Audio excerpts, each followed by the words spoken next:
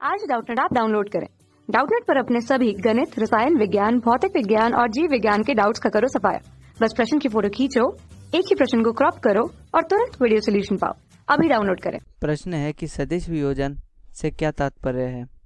किसी सदिश के दो परस्पर लंबवत घटकों में किस प्रकार वियोजित किया जाता है। तो आइए हल करते हैं इसको। सबसे पहले हम देखते हैं कि सदिश वियोजन क्या होता है।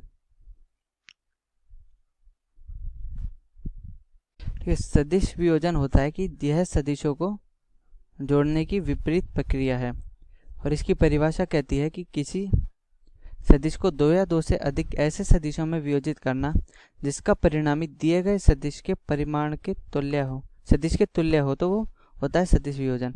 यानी कि हम मान लेते हैं कि ये हमारा कोई ए सदिश है और हम इसका वियोजन करना चाहते हैं, तो हम इसको दो भागों में बांट देंगे कि A1 सदिश ए रहा, A2 सदिश ए रहा और इनके बीच में कोई कोण होगा थीटा, तो इसका जो परिणामी होगा वो ए सदिश के तुल्य होगा।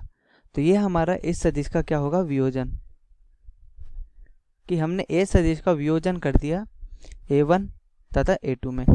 ठीक है, ये होगा सदिश का वियोजन कि ए सदिश से A1 और A2 बनाना।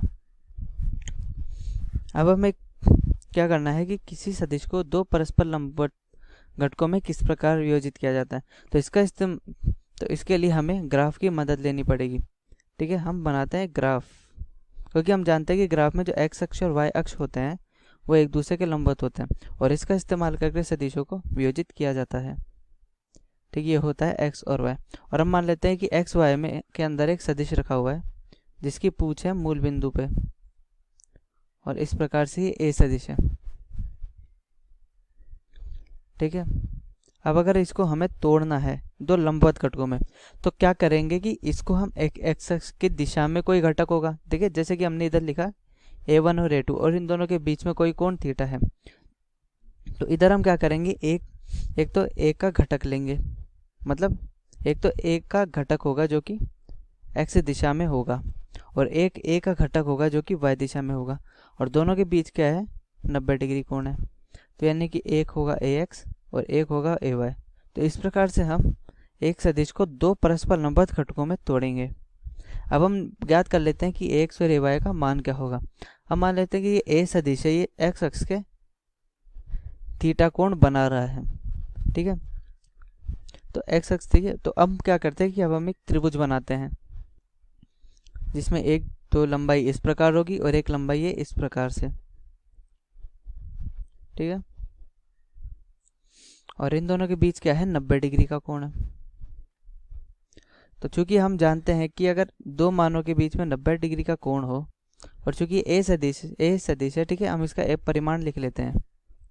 हम इसको परिमाण के रूप में लिखते हैं कि इसका परिमाण ए है और ये एक्स अक्ष से थीटा कोण भी बनाता है। ठीक है, किसी भी सदिश को लिखने के दो प्रकार होते हैं, या तो हम उसको सदिश रूप में लिखे डायरेक्ट, या फिर हम इस प्रकार लिख सकते हैं कि एक सदिश है जिसका परिमाण ए है और वो एक्स अक्ष से या किसी अक्ष से थीटा कोण बनाता है। तो अभी हो गया, इसका परिमाण है ए और ए एक्स और ए वाई क्या है, इधर त्रिभुज है और इनके बीच में 90 डिग्री का कोण है। तो हम इधर क्या करते हैं कि त्रिभुज, ठीक है, मैं इसको P लिखता हूँ और इसको Q लिखता हूँ। तो त्रिभुज OPQ में हम क्या लिखेंगे,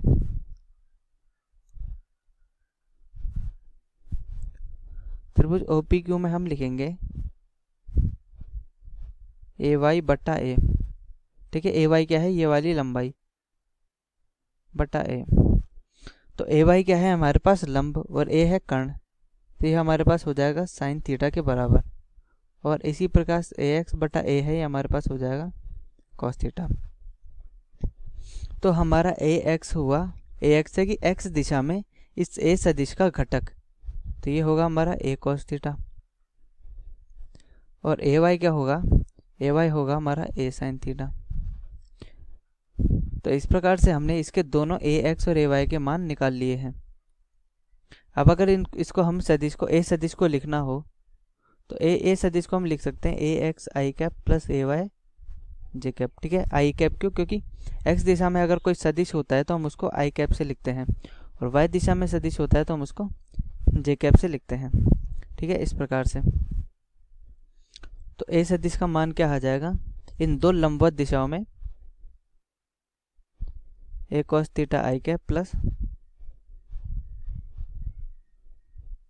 ए साइन थीटा जे कैप। ठीक है, इस प्रकार से हमने ये सदिश लिख लिया और इसका वियोजन भी कर लिया, जिसमें से एक मान ए cos थीटा और एक मान ए साइन थीटा है। अब ऐसा नहीं है कि हम इसको सिर्फ x और y के अनुसार ही वियोजित कर सकते हैं, वियोजित हम इसको टेढ़ा मेढ़ा किसी भी तरीके से कर सकते हैं। ठीक है, अब जैसे कि मान लेते हैं हम इस प्रकार से एक सदिश बना लेते हैं, और हम इस प्रकार से भी कर सकते हैं कि हम एक इस दिशा में खींच रहे हैं और ये जो नीली रेखा मैंने बनाई है इसके लंबवत। ठीक है, हम इस प्रकार के कोई दो अक्ष है और इस अक्ष से ये फाई कोण बनाता है, तो इस ए सदिश का हम इन दोनों दिशाओं में भी घटक निकाल सकते हैं, लेकिन हम एक्स और वाई की दिशा में ही घटक निकालते हैं। क्योंकि वो निकालना हमारे लिए सबसे आसान होता है। ठीक है, इसलिए जब भी हम किसी भी सदिशों का घटक करते हैं तो वो घटक हमेशा एक्स और वाई दिशा में ही करते हैं।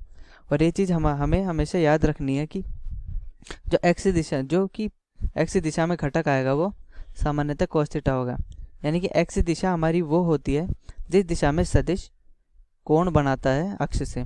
अगर ये थीटा कोण इधर से बनाता, वाई अक्ष से बनाता, तब इधर हमारे पास ए साइन थीटा आता। ठीक है, इस चीज़ का ध्यान रखना है। कक्षा 6वीं से 12वीं से लेकर नीट, IIT, JEE वो एडवांस के लेवल तक 1 करोड़ से ज्यादा छात्रों का भरोसा। आज ही डाउनलोड करें डाउटनेट ऐप या व्हाट्सएप करें अपने सारे डाउट्स 8400 400 400 पर।